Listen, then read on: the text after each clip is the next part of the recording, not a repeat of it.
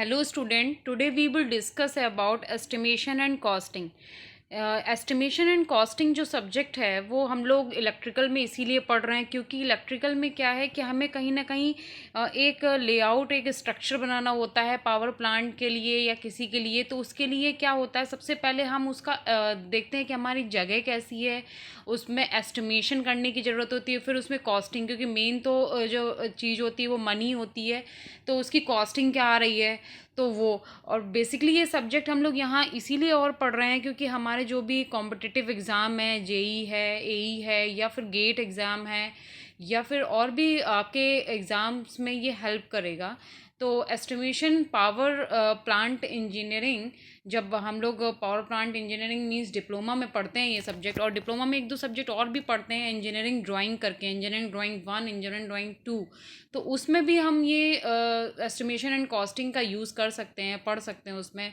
और हम लोग एक चीज़ और देख सकते हैं कि अगर हम इंडस्ट्रीज़ में कभी हमारा प्लेसमेंट होता है और हमको कोई ना कोई डिज़ाइन करना है किसी पावर प्लांट का, तो उसमें उसके लिए भी ये बेनिफिशियल है।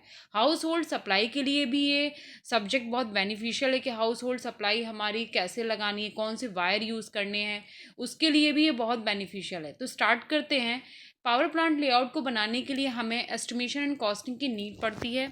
एस्टिमेशन एंड कॉस्टिंग के लिए हमने कुछ रूल डिसाइड किए हैं। आई रूल, आई का मतलब ये हो गया Indian electricity rule. Indian electricity rule बहुत सारे होते हैं, अगर आप पढ़ेंगे तो आपको कम से कम 3 4 5 महीने रूल ही रूल पढ़ने में लग जाएंगे।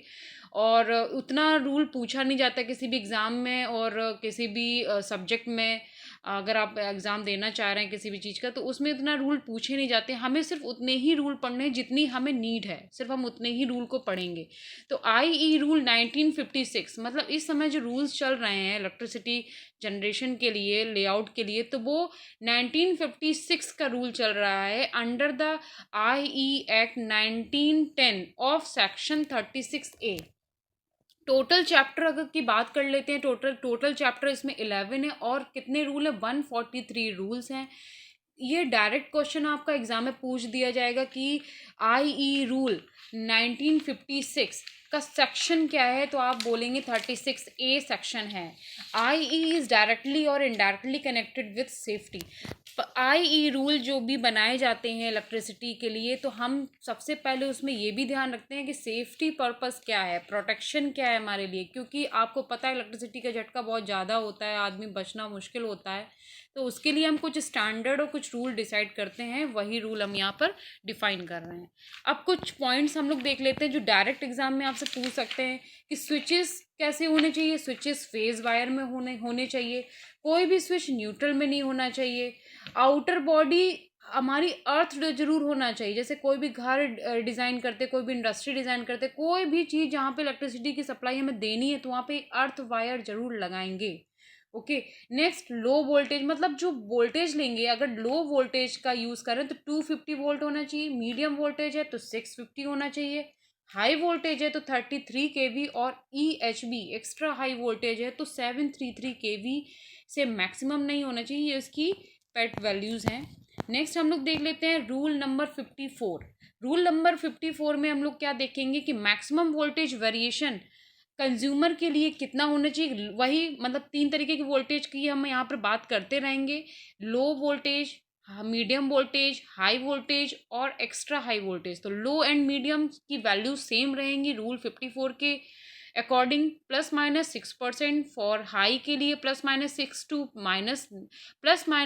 to 9%, EHV के लिए +-10% to 12.5%। ओके, तो ये हमारा रूल नंबर 54 है। क्वेश्चन पूछ दिया जाएगा कि according to rule number 54 the what is the value of low and medium voltage variations. तो आपको अगर याद होगा तो आप डायरेक्ट लिख सकते हैं +-6%। ओके। रूल नंबर 57 में क्या वेरिएशंस दिखा रहे हैं, रूल नंबर 57 में वेरिएशंस इलेक्ट्रिकल मीटर के, इसके पहले जो वेरिएशंस थे वोल्टेज के थे, ये इलेक्ट्रिकल मीटर के हैं। तो उसमें लो एंड मीडियम की जो वैल्यूज होंगी वो 3% होगी, हाई एंड EHV की जो वैल्यू होगी वो क्या होगी, 1% होगी। ओके। अब रूल नंबर 48 की बात करते हैं। तो इंसुलेशन रेजिस्टेंस इसमें डिफाइन होता है। तो इंसुलेशन रेजिस्टेंस, रेजिस्टेंस के टाइप्स अगर आपने एक सब्जेक्ट था मेजरमेंट उसमें पढ़ा हो कि resistance, low resistance, medium resistance, high resistance, तो उसी तरीके के रेजिस्टेंस की वैल्यूज़ हम लोग लेते हैं। तो ये रूल नंबर 48 में डिफाइन होती है, जो 1 मेगा ओम से कम नहीं होना चाहिए, लेस नहीं होना चाहिए। 1 मेगा ओम तो उसकी वैल्यूज़ होनी ही चाहिए। अगर हम बात करते हैं अर्थिंग रेजिस्टेंस, अर्थिंग रेजिस्टेंस के लिए हमारी कुछ चीज़ें होंगी कि हमने एक चीज़ पढ़ी हुई है कि जो हमारा ये सॉकेट होता है उसमें ये 3 तरीके के स्विचेस होते हैं। 3 तरीके के स्विच, एक स्विच अर्थिंग के लिए भी यूज़ करते हैं। तो अर्थिंग के लिए जो स्विच यूज़ करते हैं उसके लिए कुछ कंडीशंस होती हैं। तो लार्ज पावर स्टेशन इसका 0.5 होना चाहिए, EHV स्टेशन इसका 1 ओम होना चाहिए, मीडियम स्टेशन 1 ओम, स्मॉल स्टेशन 2 ओम, डिस्ट्रीब्यूशन ट्रांसफार्मर 5 ओम। और नाउ अब अर्थिंग रेजिस्टेंस की बात की थी, तो अभी हमने फिगर बताया था, क्या बताया था कि ये अर्थिंग रेजिस्टेंस है, ये आपका क्या है, अर्थिंग है, और ये आपका फेज वायर है, और ये आपका कौन सा वायर है, न्यूट्रल वायर है। तो ये अर्थिंग हम क्यों यूज़ कर रहे हैं, क्योंकि अर्थिंग में क्या होता है कि एक शॉर्ट सर्किट, मतलब एक बहुत स्मॉल पाथ होता है, तो वहाँ पर क्या होता है, रेजिस्टेंस एक लगा देते हैं जो करंट, जो हमारी, क्योंकि हमारी कोई भी झटका लगने का कारण क्या होता है, करंट बहुत ज़्यादा अमाउंट में होना, तो वहाँ पर करंट को रोकने के लिए ओनली ऑन रेजिस्टेंस ही काम कर सकते हैं। तो वही रेजिस्टेंस हमारा अर्थिंग रेजिस्टेंस होता है। तो हमने ये सारी चीज़ें पढ़ ली। नेक्स्ट हम लोग बात करेंगे, अदर कुछ भी लेते हैं तो 8 ओम। अब ट्रांसमिशन लाइन के लिए अर्थिंग कौन सी लेते हैं, strip earthing. Once in a year earthing resistance is checked in dry season. Earthing resistance जो हमें चेक करना होता है तो वो ड्राई सीजन में ही हम चेक कर सकते हैं, एक ईयर में, ठीक है, क्योंकि उसकी बार बार हर चीज़ की एक रिपेयरिंग की बहुत नीड होती है, तो उसके लिए हमें कुछ तो करना ही पड़ेगा, तो ड्राई सीजन हम लेते हैं। High voltage and EHV installation should be earthed at 2 different places. High voltage, EHV मतलब extra high voltage, installation earthed 2 different places में लेते हैं। अब 3 फेज 4 वायर ओनली किसमें पॉसिबल होता है, स्टार कनेक्शन में, डेल्टा कनेक्शन में पॉसिबल नहीं होता है। तो यहाँ पर जब भी बोला जाए 3 फेज 4 वायर तो स्टार कनेक्शन की बात हो रही है। तो 3 phase 4 wire neutral should be earthed at 2 different places, ये भी डिफरेंट प्लेसेस में होंगे और ये भी डिफरेंट प्लेसेस में होंगे। Transformer neutral should be earthed at 2 different places. Cable armours should be earthed at 2 different places. सारी चीज़ें कैसी हैं, 2 डिफरेंट प्लेसेस में है। स्ट्रे इंसुलेटर, इंसुलेटर के टाइप्स अगर आपने EPS element of power system में पढ़े होंगे तो उसमें shackle type, pin type, stray type. Stray type मतलब कि आपके मोड़ में जब आप कहीं पर टर्न करते हैं तो वहाँ पर टर्न करते समय जो इंसुलेटर लगे होते हैं वो स्ट्रे इंसुलेटर होते हैं मूवेबल के लिए। तो minimum 3 metre about the ground. IE rules, electrical IE rules हमने यहाँ पर एक पॉइंट ये इसलिए डाला क्योंकि कभी कभी क्वेश्चन ये पूछ देता है कि IE रूल कौन डिसाइड करता है, तो इलेक्ट्रिकल इंस्पेक्टर या चीफ इलेक्ट्रिकल इंजीनियर ही IE रूल डिसाइड करता है कि हमारे IE रूल कैसे होने चाहिए। अर्थ leakage protection should be provided above 5 kilowatt, मतलब कि अगर आपका जो इलेक्ट्रिसिटी है 5 किलोवाट है तब आपका क्या हो जाएगा, लीकेज प्रोटेक्शन शुरू हो जाएगा। ब्रेकिंग स्ट्रेंथ, जैसे आपकी दो ये लगे हुए हैं, ये आपके टावर हो गए, ये आपकी ट्रांसमिशन लाइन है। अब यहाँ पर ये क्या लगा हुआ है, वायर लगा हुआ, तो वायर हल्का सा झुका होता है स्पैन की वजह से, वो तो पढ़ा होगा, उसमें कोई प्रॉब्लम नहीं है आपको, तो उसकी वजह से। तो हमने क्या कहा कि ब्रेकिंग स्ट्रेंथ 350 किलोग्राम तक तो नहीं होगी, इसके ऊपर ब्रेकिंग स्ट्रेंथ हो जाएगी। मिनिमम और नंबर ऑफ जॉइंट्स 2। स्पेन वही चीज़ पे, तो ये जो फिगर बना है नीचे भी हम देख रहे हैं, तो ये 2 जगह से स्पेन, क्योंकि 2 टावर है तो 2 जगह से स्पेन हो सकता है। नेक्स्ट हम लोग बात कर लेते हैं कि फिगर हम जैसे ये वाला, हाँ फिगर ये वाला देखते हैं, तो इसमें 2 ट्रांसमिशन लाइन लगी हुई हैं, वो 2 टावर लगे हुए हैं, और ट्रांसमिशन लाइन एक इस टावर से एक इस टावर से। तो इसके लिए low and medium resistance 5.8 metre height from ground, नीचे से जो हाइट होनी चाहिए वो 5.8 मीटर तो होनी ही चाहिए, फिर इसके ऊपर आप कर लो, लेकिन उससे नीचे नहीं होनी चाहिए। हाई वोल्टेज के लिए 6.1 मीटर फ्रॉम ग्राउंड, ये भी होनी चाहिए। अब ये जो नेक्स्ट फिगर बना हुआ है, ये दोनों पॉइंट्स इस फिगर के लिए, ये नेक्स्ट फिगर बने, इसमें ट्रांसमिशन लाइन साइड से जा रही हैं, तो इसमें इसके लिए low and medium 5.5, high voltage 5.8, और EHV जब 400 kV की लाइन जा रही है तो 8.84, ये मेजरमेंट आप जरूर याद कर लीजिएगा, एग्जाम के लिए बहुत ही इंपॉर्टेंट है क्योंकि डायरेक्ट वैल्यूज आपसे पूछ सकते हैं, इसलिए मैंने डायरेक्ट लिखी हुई हैं। अब हाउस वायरिंग की, मैंने जब बिगनिंग में बताया था कि ये जो सब्जेक्ट है वो आपके हाउस वायरिंग, इंडस्ट्रीज और पावर प्लांट लेआउट बनाने के लिए बहुत यूजफुल है, तो हाउस वायरिंग के भी IE रूल पढ़ लेंगे।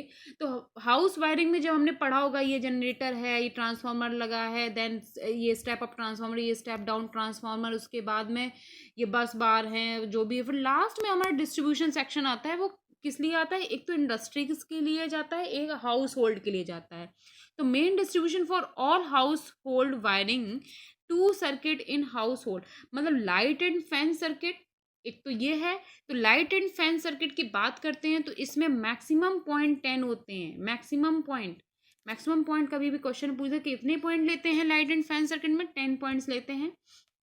नेक्स्ट हम लोग मैक्सिमम लोड कितना लेते हैं? मैक्सिमम लोड 800 वॉट लेते हैं। कॉपर वायर 1 mm का लेते हैं। Aluminium wire 1.5। आप चाहे कॉपर लीजिए चाहे एल्यूमिनियम लीजिए, कोई भी एक वायर ले सकते हैं। तो इसकी चीज़ें हमें याद रखनी है कि कितना हमें लेना है for light and fan circuit. मतलब light and fan circuit, fan सबके घर में होते हैं, लाइट होती है, तो उसके लिए जो सर्किट डिज़ाइन होता है उसके लिए ये एस्टिमेशन है। पावर सर्किट की बात करते हैं तो पावर सर्किट में अगर हम एल्यूमिनियम वायर लेंगे तो 2 mm, copper wire 1.5 mm। Maximum point power circuit में 2 होते हैं, उसमें मैक्सिमम पॉइंट 10 थे। इसका यूज़ रेफ्रिजरेटर के लिए और ACs के लिए, तो बहुत बल्क में पावर चाहिए होती है उनके लिए यूज़ करते हैं।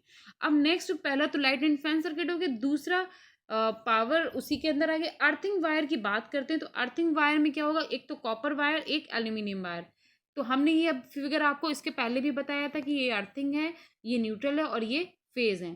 तो 14 स्टैंडर्ड वायर गेज, SWG का मतलब हो गया स्टैंडर्ड वायर गेज, और 8 स्टैंडर्ड वायर गेज, मतलब कॉपर का 14 लेंगे और एल्यूमिनियम का 8 लेंगे अर्थिंग के जब करते हैं। तो अर्थिंग के लिए एक चीज़ हमेशा जब हम लोग पढ़ते हैं कभी भी इलेक्ट्रिसिटी, तो अर्थिंग की बात होती है, GI पाइप की भी बात होती है। GI पाइप क्या होता है? Earthing electrode pipe, galvanised iron pipe. ये क्या होता है? Use of domestic and industrial, depth depend upon moisture of soil and its length 2.1। Length जरूर याद रखना, लेंथ एग्जाम में पूछ दी जाती है कि इसकी GI पाइप की लेंथ क्या है ग्राउंड से। तो 2.5 मीटर टू 3 मीटर। डायमीटर क्या है? 13 mm। सेफ्टी फैक्टर क्या हो सकते हैं? 2 लेते हैं। Space near the main switch, earthing का मेन स्विच से स्पेस कितना होना चाहिए? 0.914। लीकेज, ये एक छोटा सा फॉर्मूला है कि leakage current is equal to 1/5000 I max। छोटा सा न्यूमेरिकल भी हम लोग यहाँ पर सॉल्व कर लेते हैं। What will be the maximum leakage current if a domestic installation use 20 points of 40 watt lamp and 5 fans of 100 watt each? हमने ये देखा 5 फैंस लगे हैं, 20 पॉइंट्स हैं।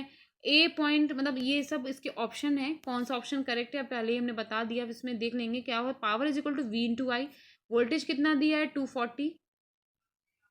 ठीक है, वोल्टेज 240 लिया है और करंट हमें निकालनी है। तो करंट हमने कैसे निकाली? करंट के लिए पावर का अगर हम ऊपर से देखेंगे तो 40 पॉइंट है, 40 वॉट लैम्प पे 20 पॉइंट्स में जलने हैं, तो 40 इंटू 20, और 5 फैन है 100 वॉट ईच, तो 5 इंटू 100, तो हमारी टोटल पावर आ गई 13। तो इससे हम करंट निकाल लेंगे। करंट हमारी निकलने के बाद आई लीकेज करंट, क्योंकि ये मैक्सिमम करंट है, क्योंकि मैक्सिमम चीज़ें दी हुई, तो आई लीकेज करंट हमारी क्या हो जाएगी? 0.0011। तो हमारा ऑप्शन बी इसमें करेक्ट है। Next, general rules and guidelines for wiring of residential installation and positioning and equipments. Every installation must should be protected by 2 linked main switch and a fuse switch। सारे installation जो अगर होंगे protected करने के लिए, तो main switch से भी कनेक्ट होंगे और किससे? फ्यूज से भी कनेक्ट होंगे। Every sub circuit should be connected to distribution fuse board. सारे सब सर्किट किससे कनेक्ट होंगे? एक सर्किट होंगे, एक सब सर्किट होंगे, वो डिस्ट्रीब्यूशन फ्यूज बोर्ड से कनेक्ट होंगे। Switch board should be 1.2 metre above the floor.